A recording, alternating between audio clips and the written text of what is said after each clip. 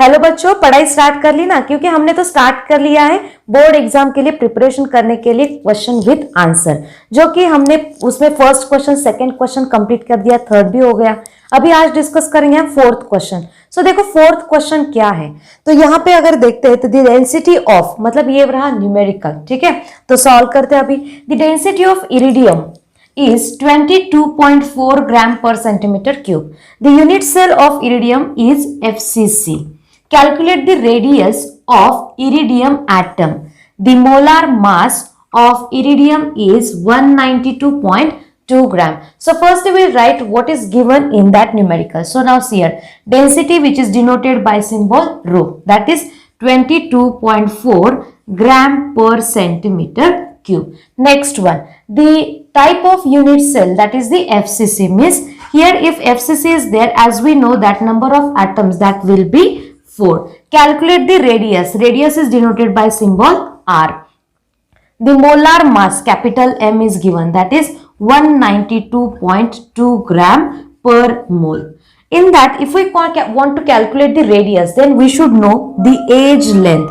For the age length calculation, we have to use the formula in which density, all that terms are involved. That is the rho is equal to Z into molar mass divided by A cube into Avogadro's number. This formula we have to use. So firstly, we are going to start with this one. For that A calculation, we have to rearrange this formula. So this will be A cube is equal to Z into M divided by rho into Na.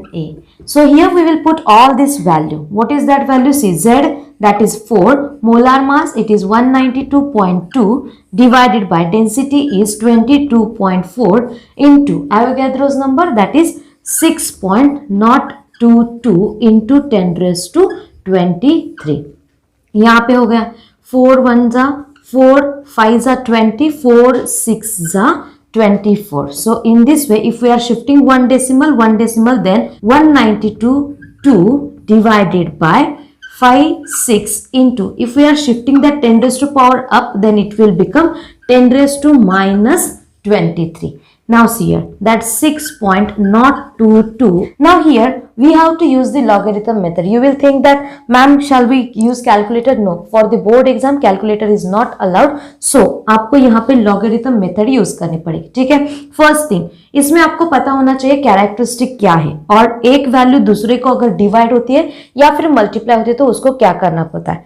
तो यहाँ पे देखो ये दो values है जो एक दूसरे को मल्टीप्लाई है, तो वहां पे उनकी log of a plus log of b करना पड़ेगा, और यहाँ पे इसमें से वो वाली एडिशन सब्सट्रैक्ट करनी पड़ेगी। सो यहाँ पे मैं सिंपली लिख रही हूँ, देखो log of 1922 minus log of 5 6 plus log of 6.023. यहाँ पे 10 raised to minus 23 will be as it is. Now I will write here logarithm values. So after that you can cross check your value. आपके logarithm value यहाँ पे देखो, first one 1922, इसकी characteristic 4 digits are there, so characteristic will be 3. So 3 point, it's, if we consider its log किस में देखना पड़ेगा, 19 का 2 में, ठीक है। अगर आपको लॉग बुक की आइडिया है तो आपको ये समझ में आएगा जो कुछ भी बोल रही हो, क्योंकि एक साइड पे होता है लॉगरिथम, दूसरे साइड पे होता है एंटी लॉग। अगर आपका प्रैक्टिकल बुक या फिर आप जिसको जर्नल बोलते हैं उसके लास्ट पेज पे भी वो दिखाई देगा, ठीक है।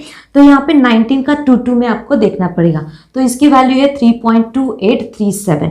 उसके आगे माइनस है, तो किसको सब्सट्रैक्ट करना है, इनके एडिशन को। तो अभी देखो 56, इसकी कैरेक्टरिस्टिक आ जाएगी 1। सो यहाँ पे अगर इसकी लॉगरिथम देखना है तो क्या करना पड़ेगा, 56 का 0 में देखना पड़ेगा, क्योंकि हमें लॉगरिथम देखने के लिए 4 डिजिट्स आर रिक्वायर्ड। अगर उसमें से कम डिजिट्स है तो उसको हमें कंसिडर करना पड़ता है 0। इसलिए 56 का 0 में देखने के बाद आपको लॉगरिथम वैल्यू ये मिल जाएगी। उसके बाद कौन है, देखो 6.023, इसको लॉगरिथम देखते समय 60 का 23 में देखना है। अगर डेसिमल के लेफ्ट साइड को देखते हैं तो कितने डिजिट्स है, सिर्फ एक ही डिजिट्स है, तो इसलिए वो भी नंबर है, इसलिए उसकी कैरेक्टरिस्टिक आ जाएगी 0, और उसकी लॉगरिथम है 7798।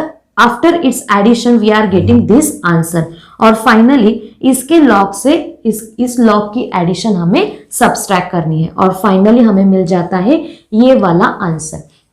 कभी भी जब कभी भी लॉग देखोगे उसके बाद हमें क्या करना होता है, तो एंटी लॉग देखना होता है। तो एंटी लॉग के लिए देखो a cube is equal to antilog of this value into that 10⁻23। यहाँ पे एंटी लॉग देखते समय क्या करना होता है, डेसिमल के आगे के जो डिजिट्स है उसको कंसिडर करना है। तो डेसिमल के आगे जो 4 डिजिट्स है उसको 3 ग्रुप करने पड़ेंगे, 75 का 5 7 में, उसको देखना पड़ेगा एंटी लॉग। जैसे मैंने बोला प्रैक्टिकल का बुक ऑब्जर्व करो, बैक साइड 2 पेजेस हैं, एक है लॉगरिथम, उसके पीछे ये एंटी लॉग। तो यहाँ एंटी लॉग देखना है 75 का 5 7 में, उसकी वैल्यू है 5698। अभी और एक रूल क्या है, जब कभी भी आपको एंटीलॉग लिखना है उसके बाद फर्स्ट डिजिट के बाद आपको डेसिमल देना होता है। यहाँ पे आ गया 5 के बाद एक डेसिमल और ये फाइनल आंसर रहा a क्यूब का। अभी मुझे क्या करना है, a फाइंड आउट करना है। a फाइंड आउट करने के लिए क्या करना पड़ेगा, मुझे इसको चेंज करना पड़ेगा, थोड़ा सा मॉडिफाई करना पड़ेगा। इसलिए मैं क्या कर रही हूँ, देखो एक डेसिमल में आगे शिफ्ट कर रही हूँ। जब कभी भी डेसिमल हम राइट हैंड साइड को शिफ्ट करते हैं तो हमें इंटू 10⁻⁻ पावर लेना पड़ता है। 1 से शिफ्ट करोगे तो 10⁻⁻1, 2 से शिफ्ट करोगे तो 10⁻2। तो यहाँ पे मैं ले रही हूँ 56.98 इंटू 10⁻24।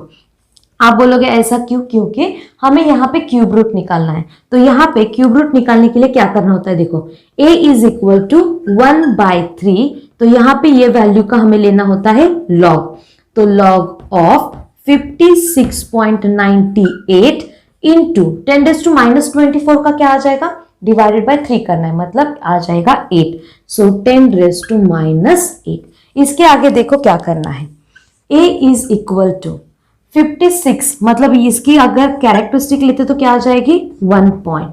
अभी देखो यहाँ पे हमने इसका एंटी लॉग देखने पर ये मिला, तो इसका लॉग देखेंगे तो ये मिल जाएगा, पर कैरेक्टरिस्टिक 1 है तो इसका आंसर है 7557। ठीक है, इंटू 10⁻8। सिंपली यहाँ पे डिवाइड करना है तो क्या हो जाएगा 0.35 = 15, 16 17 25 आ जाएगा, 3 8 = 24। उसके बाद फिर एक 3 5 = 15, अगेन 3 2 = 6 इंटू 10⁻8। लास्ट स्टेप रह गई क्या, उसका एंटी लॉग, क्योंकि ये तो हो गया लॉग के बाद।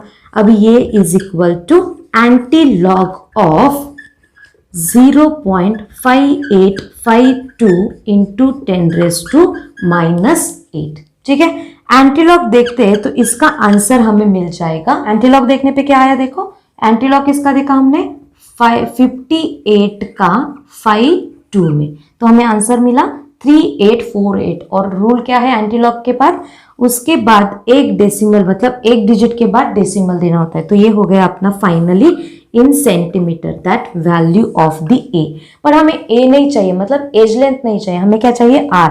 तो आर का एफसीसी के लिए फॉर्मूला क्या है, R is equal to into A. इसका ही कैलकुलेशन अगर सिंप्लीफाई करते थे तो वो है 0.3535 ए। तो सिंपली क्या करना है, R is equal to 0.3535 into A का वैल्यू क्या है अपना 3.848 इंटू 10⁻8। फाइनली आंसर आ जाएगा 1.36 इंटू 10⁻8। ये आ जाएगा सेंटीमीटर में। अगर आप टेक्स्ट बुक में आंसर क्रॉस चेक करोगे तो आपको वहां पे क्या मिल जाएगा, देखो R is equal to 136 picometre. Reason क्या है, अगर हम कंसिडर करते हैं एक, मैंने क्या बोला था अभी, अगर डेसिमल हम राइट हैंड साइड को शिफ्ट करते हैं तो क्या होता है, डेसिमल मतलब जो रेज्ड पावर है वो माइनस से बढ़ जाती है, माइनस ऐड होना होता है। 1.36 2 डेसिमल शिफ्ट करते तो हमें लेना पड़ेगा 10⁻²। तो 10⁻², 10⁻8 कितना हुआ 10⁻10। 10⁻10 that is nothing but the 1 picometer, means 1.36 into 10⁻8 centimeter is nothing but. So this is the final answer of this question. Hope so आपको समझ में आ गया होगा इस क्वेश्चन को, मतलब इस न्यूमेरिकल को कैसे सॉल्व करना है। हमारे जो क्वेश्चन सीरीज चल रही है या फिर एक्सरसाइज क्वेश्चन चल रहे हैं वो समझने के लिए या फिर अपना आंसर जानने के लिए उस क्वेश्चन के रिलेटेड हमारे चैनल को सब्सक्राइब करो। Thank you all of you.